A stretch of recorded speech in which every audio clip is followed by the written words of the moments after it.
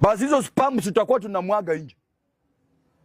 Kuna Mungu hakukuwa mjinga akasema ukiwa tajiri atakupea mtoto mmoja, na maskini ukipinduka mimba, unapinduka mimba, unapinduka mimba.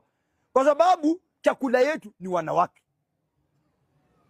Chakula ya mtu wa chini ni mwanamke.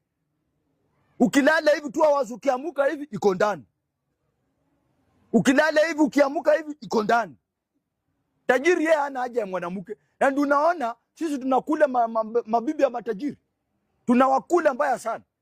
Kwa sababu tajiri akiingia kwa nyumba, mara anafikiria cooperative aliweka pesa, mara sijui Equity, mara sijui wapi, mara sijui ameweka dollars ngapi, mara ati akisikia cooperative imegongwa kidogo anashtuka, anafikiria pesa yake imeibiwa.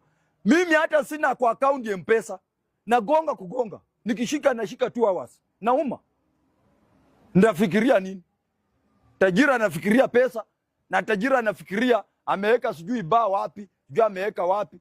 Mimi hakuna kitu nafikiria, nafikiria tu kuzaa. Ile nimepata leo ni kule, nisipopata nilale. So tuko na shida Kenya. Ati mimi nipeane mimba kwa bibi, bibi abebe mimba miezi 9, akienda hospitali amezaa, tena naenda kununua mtoto 10,000. Ai! Nyinyi hamuoni hii maisha ni ngumu?